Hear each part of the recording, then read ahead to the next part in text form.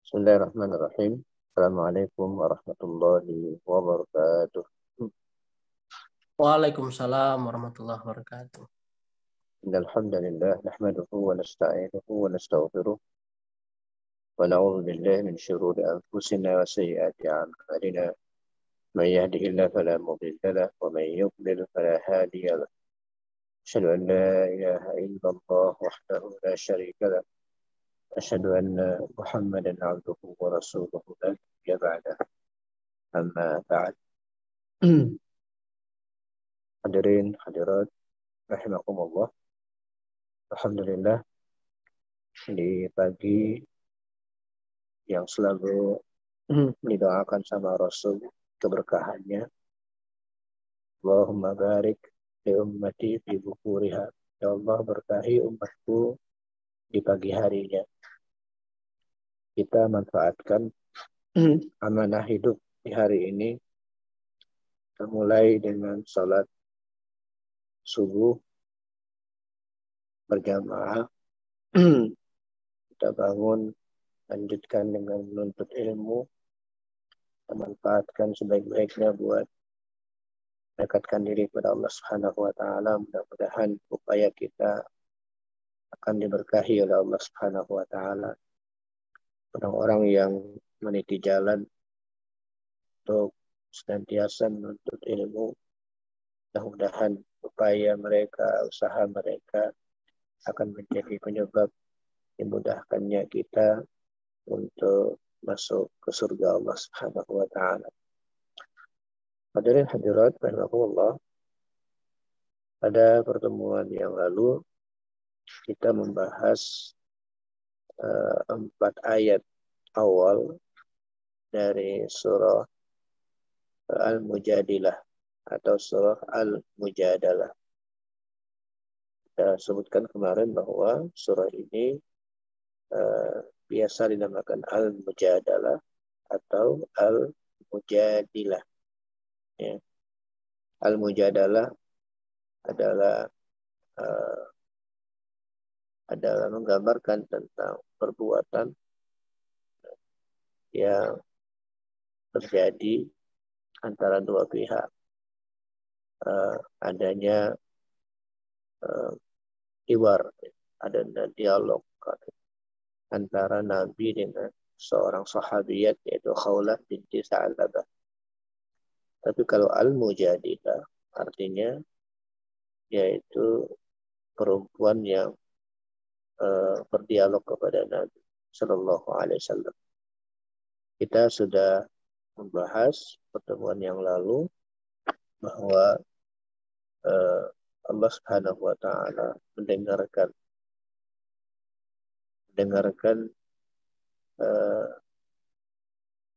ada aduan dari seorang perempuan yang sangat lemah posisinya, kemudian dia sudah masuk Islam dan dia yakin Islam adalah menyelamatkan ketika ada kejadian pada dirinya dan itu sangat tidak menguntungkan perempuan dan posisi perempuan sangat lemah yang ada pada zaman jahiliyah, yaitu kebiasaan atau adat untuk menelantarkan perempuan dengan cara zihar.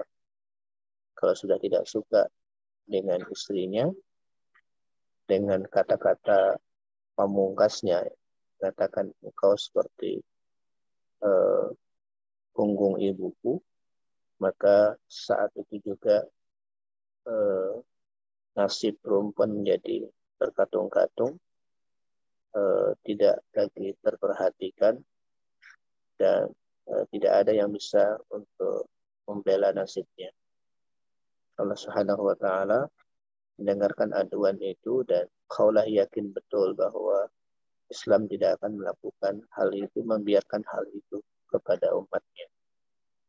Dan ternyata luar biasa, Allah menyatakan qad sami Allah. Allah sungguh telah mendengar qaulal lati tujadiluka fi zawjiha, perkataan seorang perempuan yang berdialog kepadamu tentang perbuatan dari suami.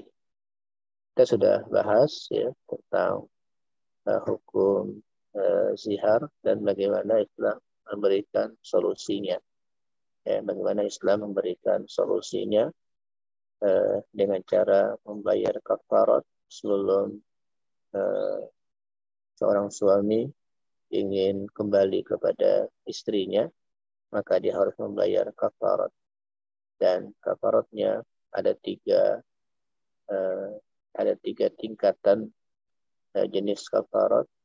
Yang pertama adalah memerdekakan budak. Kalau yang pertama ini tidak ditemukan,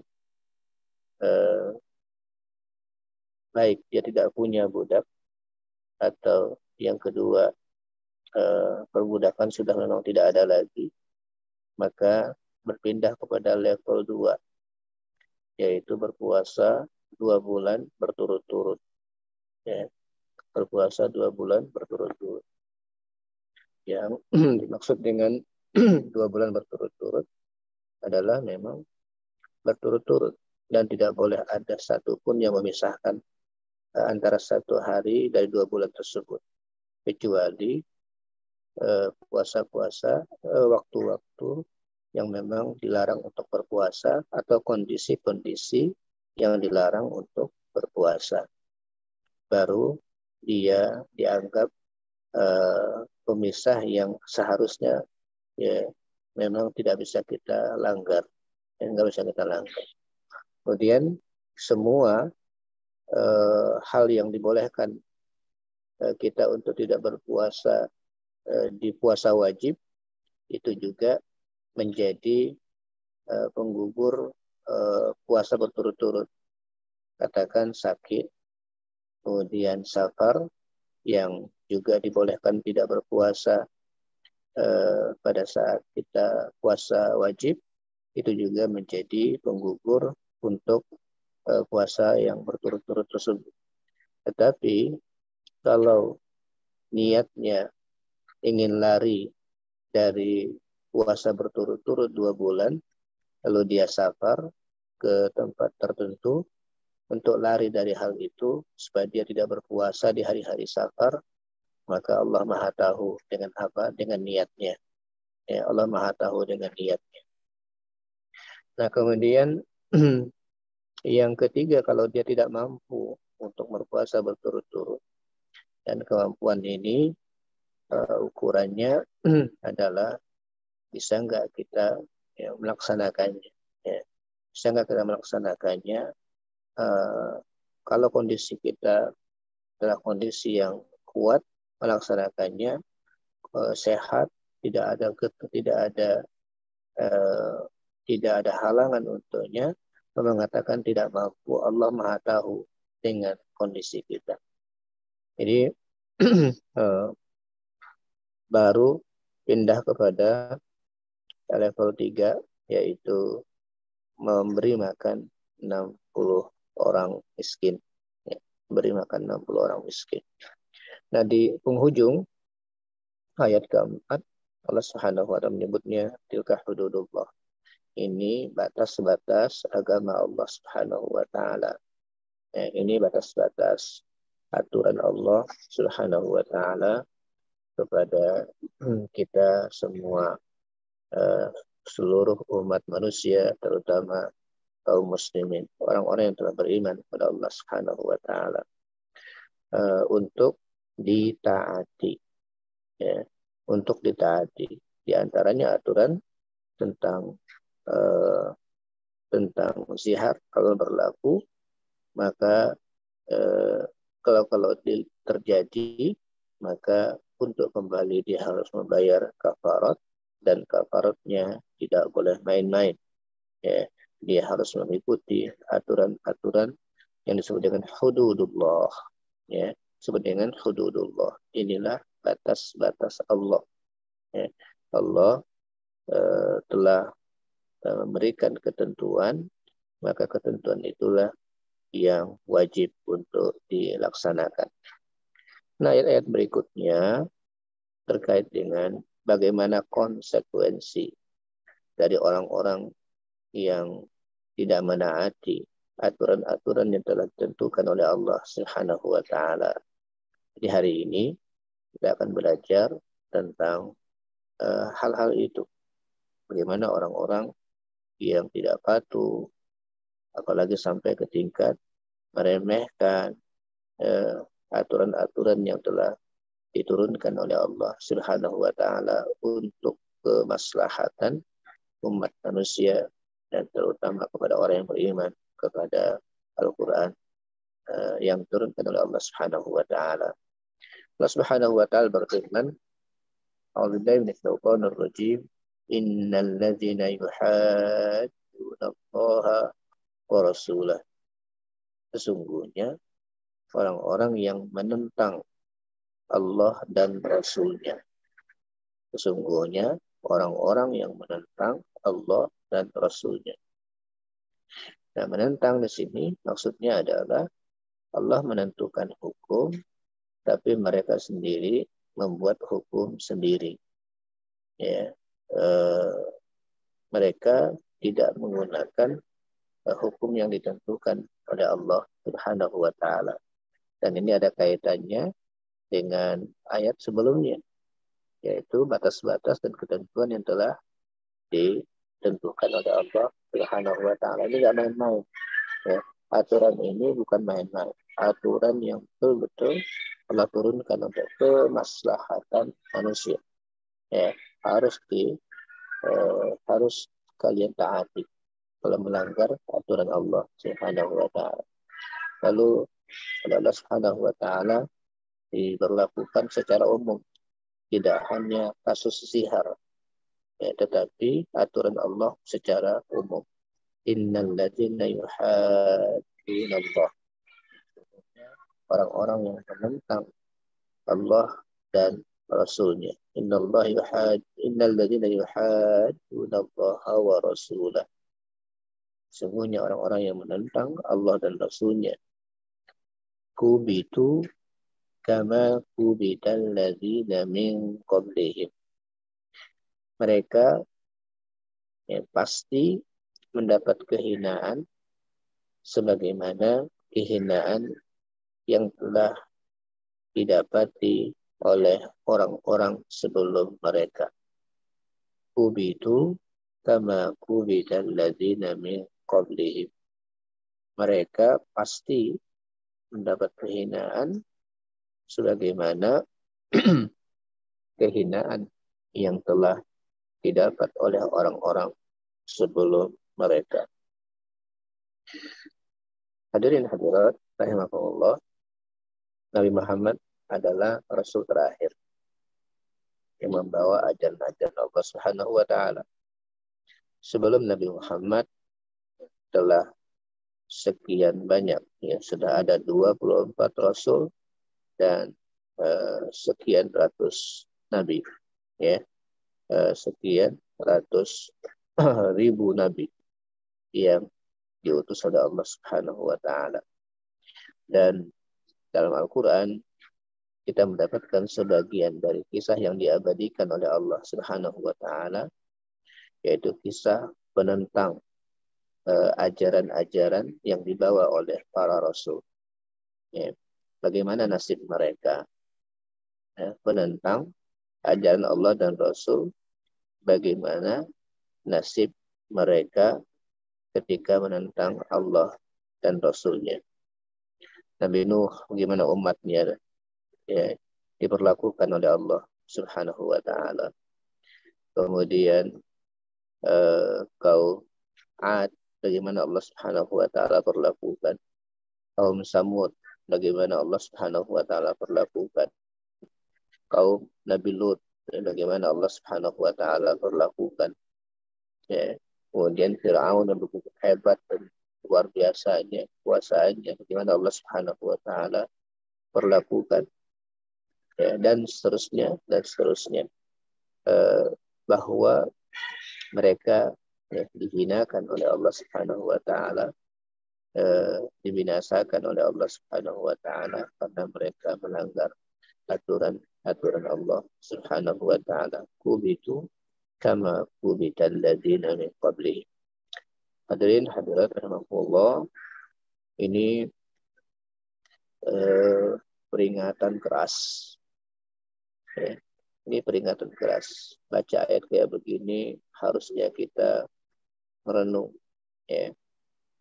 Ada enggak kira-kira aturan-aturan Allah Subhanahu wa taala yang dalam pribadi kita enteng aja melanggarnya, ya.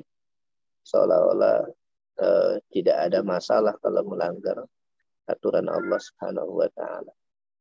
Nah, ini kita evaluasi pribadi kita masing-masing, aturan untuk pribadi kita, aturan untuk di keluarga kita, ya.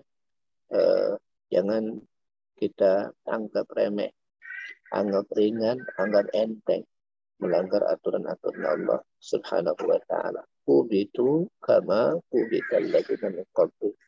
Mereka akan mendapatkan kehinaan pasti. Ya, pasti. Yang ngerinya lagi, ayat ini menggunakan fi'il madhi. Ya. Semuanya orang yang, ya, melanggar, menentang Allah dan Rasulnya, kubitu, pasti mendapat kehinaan. Ini fi'il madhi itu artinya sebenarnya diberlakukan untuk perbuatan yang dilakukan pada masa yang lalu. Ya. Padahal ini akan berlaku sepanjang masa. Ya. Berlaku sepanjang masa.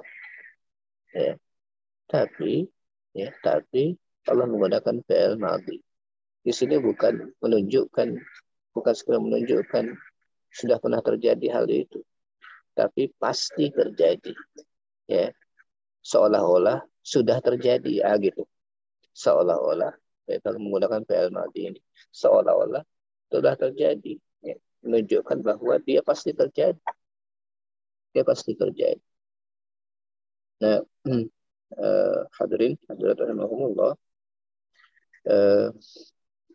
oleh karena itu kalau kita membaca tentang hukum tertentu untuk kita, ya,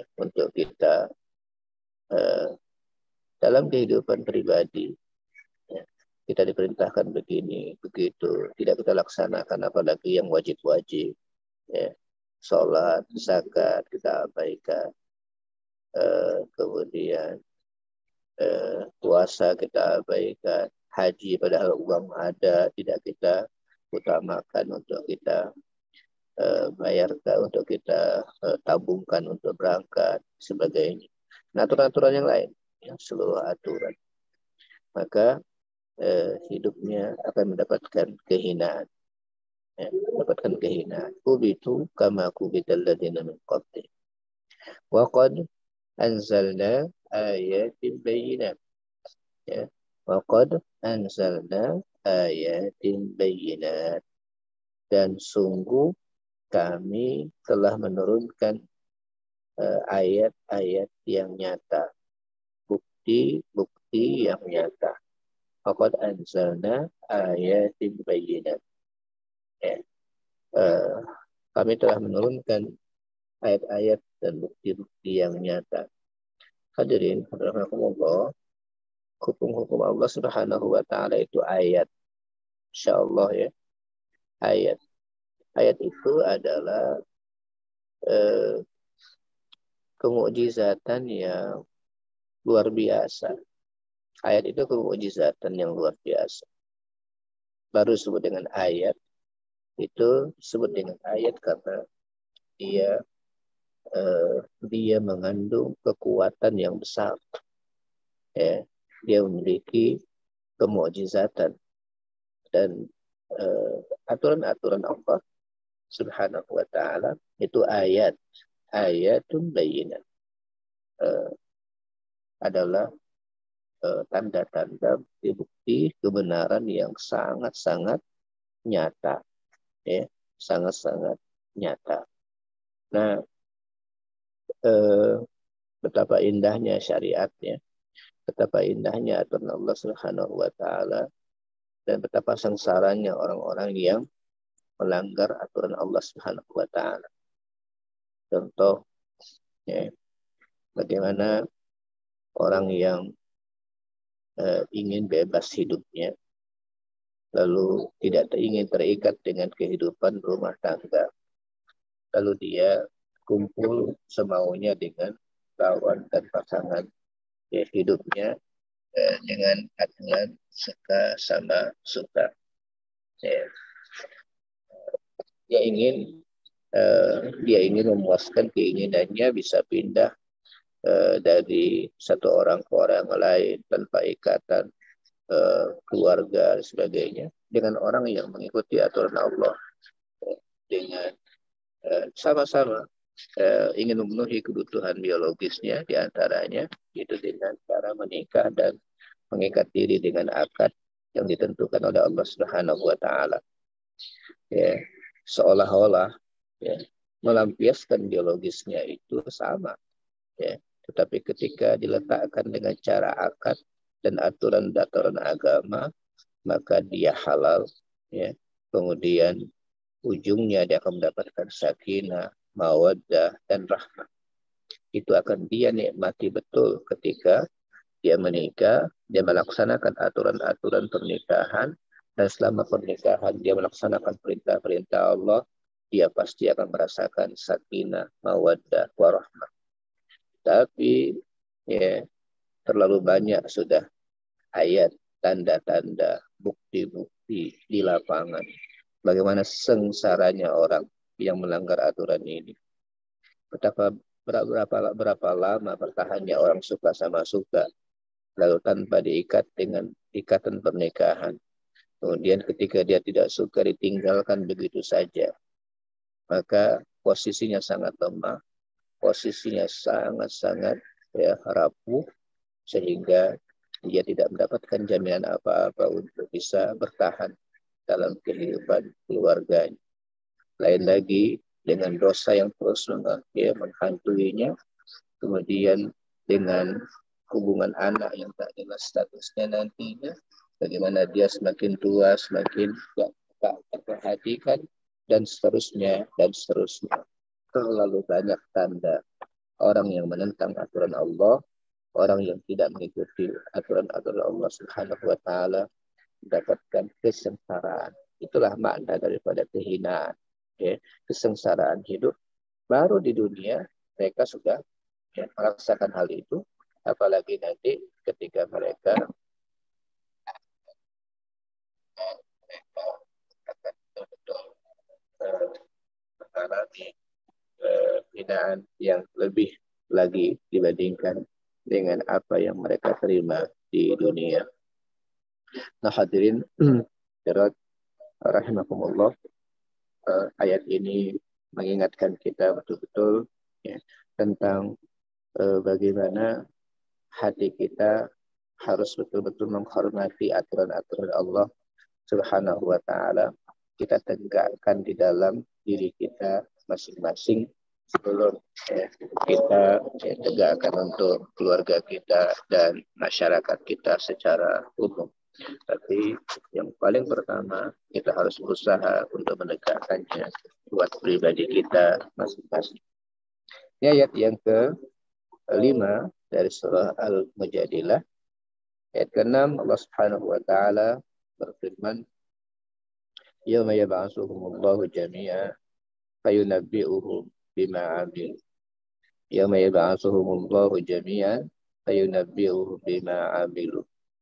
Dan ingatlah pada hari itu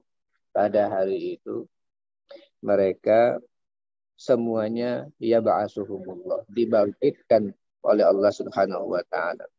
Semua mereka akan dibangkitkan oleh Allah Subhanahu wa ta'ala, ya. Fayunabbi'uhum bima amilu. Dan mereka akan dikabari. Mereka akan dikabari, diberitakan tentang apa yang telah mereka kerjakan selama di dunia. Nah, ketika nanti di hari akhir, ya, pada saat mereka dibangkitkan, mereka akan semakin ketakutan. Ya.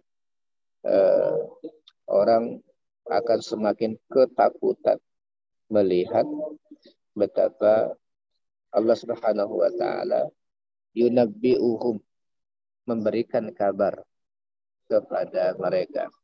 Hadirin hadirahumullah, kalau Allah menggunakan kata naba, itu berita besar. Orang akan merasakan betul berita itu mengagetkan mereka.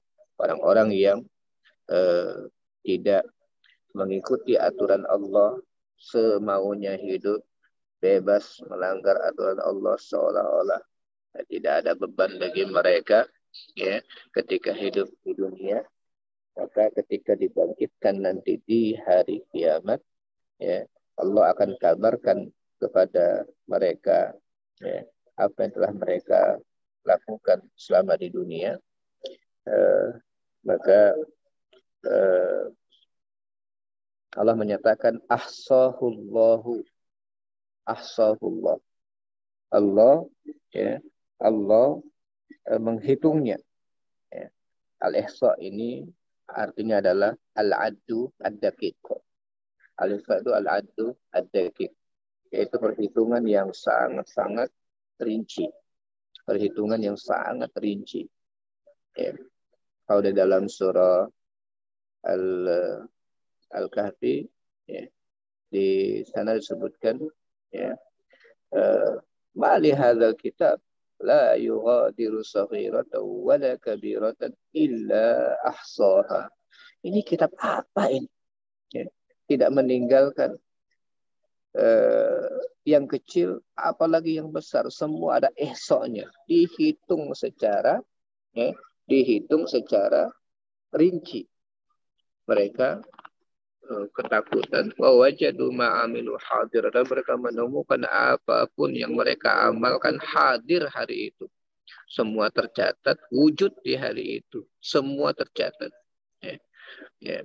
Jadi wajadu ma'amilu hadir wa la yadhimu rabbuka ahada. Padahal Tuhanmu tidak menzalimi mereka, ya, seorang pun di antara mereka. Tidak menzalimi. Tapi Allah catat ahsahullah. Ya. Cuman yang disebutkan di sini surah ini wasuhu, dan mereka udah lupa. Nauzubillah. Ya, itu yang bikin mereka kaget adalah mereka seolah-olah melewatkan semua perintah-perintah, larangan-larangan Allah itu, semaunya mereka langgar, seolah-olah tidak ada apa-apanya. Lalu ternyata dicatat oleh Allah dan mereka sudah lupa catatan itu, kejadian itu. Kemudian ketika dibongkar, mereka kaget luar biasa. Ya, makanya dalam surah Al-Kahfi itu disebutkan, ya, mereka menyatakan mali hadzal kitab. Ini kitab apa-apaan ini? Tidak meninggalkan yang kecil, apalagi yang besar, kecuali dihitung dengan rincinya. Nah, jadi pada saat itu mereka luar biasa ketakutan, ya. Mereka luar biasa kaget melihat catatan yang telah dibuat oleh malaikat, yang ditugaskan oleh Allah untuk mencatat hal itu. Wallahu ala kulli syai'in syahid, dan Allah, ya, maha menyaksikan segala sesuatu. Allah maha menyaksikan segala sesuatu. Hadirin hadirat rahimakumullah.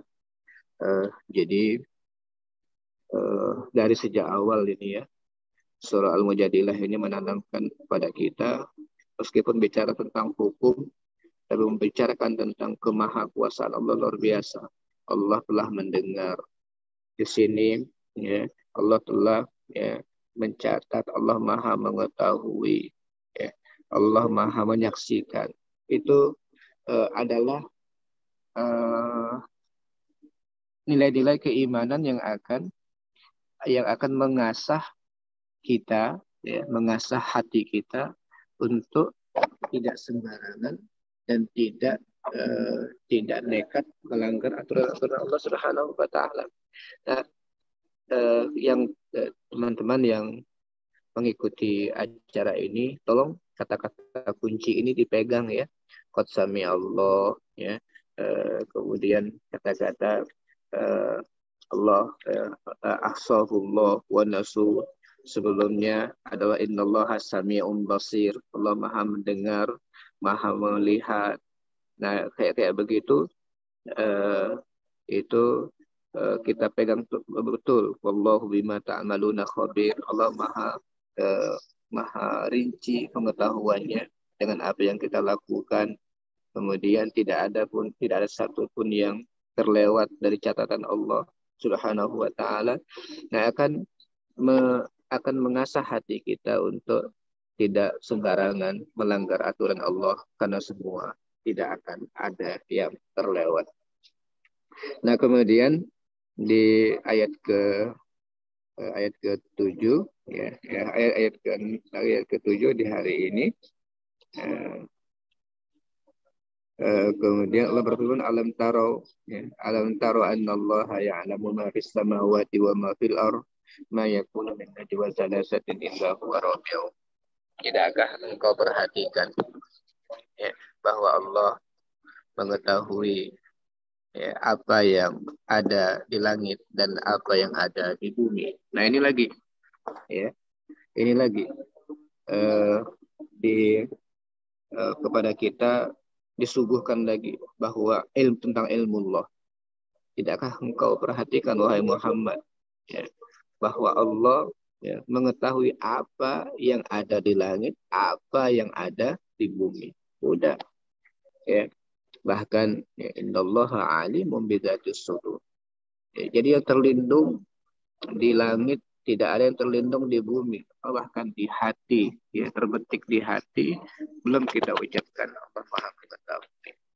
Nah, jadi sebutkan di sini, ma yakunu min najwa salasatin illa huwa rabi'uhum wala khamsatin illa huwa sadisuhum. Tidak ada pembicaraan rahasia antara 3 orang melainkan dialah yang keempat. Wala khamsatin illa huwa sadisuhum. Tidak ada pembicaraan 5 orang, pembicaraan rahasia melainkan dialah yang keenam, ya, illa huwa sadisuhum wala adna min zalika wala aksar. Dan tidak ada yang kurang dari itu atau lebih banyak dibandingkan itu.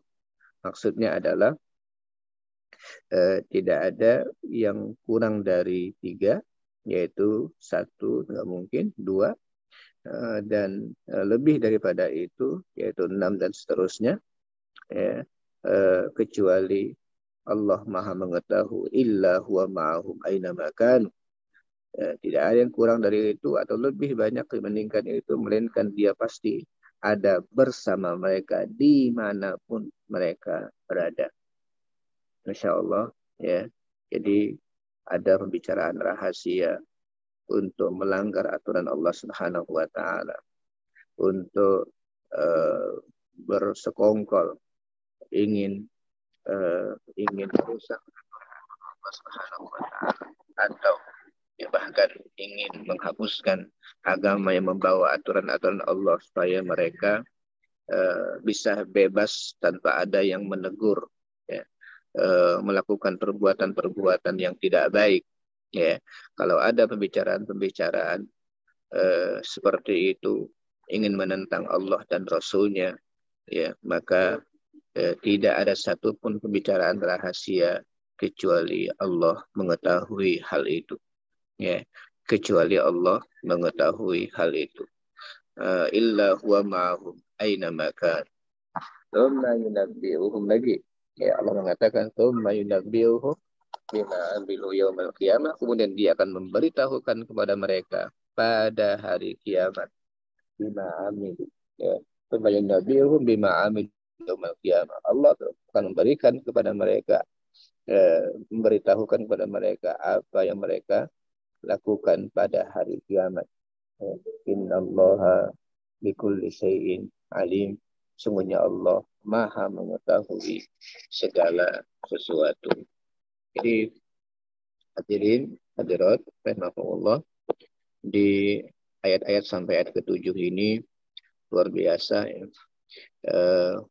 Hukum-hukum diturunkan oleh Allah Subhanahu wa taala untuk mengatasi, mencari solusi dan permasalahan sosial yang ada, tetapi di tengah-tengah itu kita diasah untuk ya bagaimana supaya taat hukum, taat aturan, karena Allah mencatat segalanya dan semua orang yang menentang tidak mengikuti pasti akan dicatat dan tidak ada yang terlewatkan.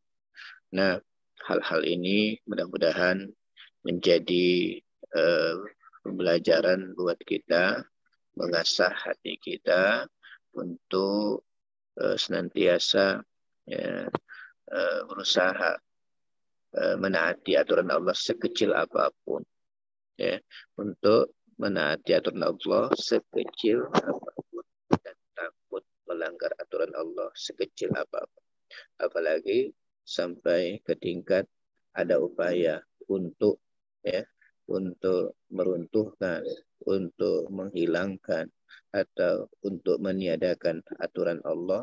Lalu ada pembicaraan rahasia untuk hal itu. Kata Allah, semua hal itu akan dikabarkan oleh Allah, dicatat dan akan disampaikan kepada mereka.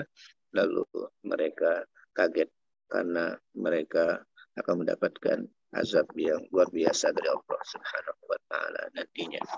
Nah, hadirin Allah, mudah-mudahan pelajaran-pelajaran ini menjadi penyejuk hati, penenang hati kita untuk taat dengan aturan Allah Subhanahu wa taala dan takut untuk melanggar aturan-aturan Allah Subhanahu wa taala.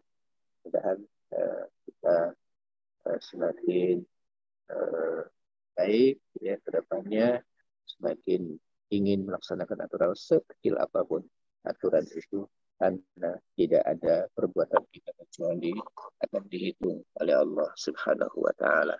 Yang baik akan dicatat, yang tidak baik semua juga akan dicatat. Mudah-mudahan bermanfaat buat kita sekalian. Ayat sudah kita pelajari, dan saya sarankan sebelum nanti kita lanjutkan kajiannya di pertemuan-pertemuan berikutnya, sebaiknya yang 7 sudah kita kuasai, dan tidak hanya kita kuasai tapi berusaha untuk kita amalkan. Jangan sembarangan menggunakan kata, jangan sembarangan untuk menzalimi pasangan hidup, istri, terutama istri yang posisinya tentunya lebih lemah dibandingkan kita suami. Kemudian ingatlah aturan-aturan Allah Subhanahu wa taala, tegakkan dalam kehidupan kita sehari-hari. Aku qauli hadza wa astaghfirullah li wa lakum. Assalamualaikum warahmatullahi wabarakatuh.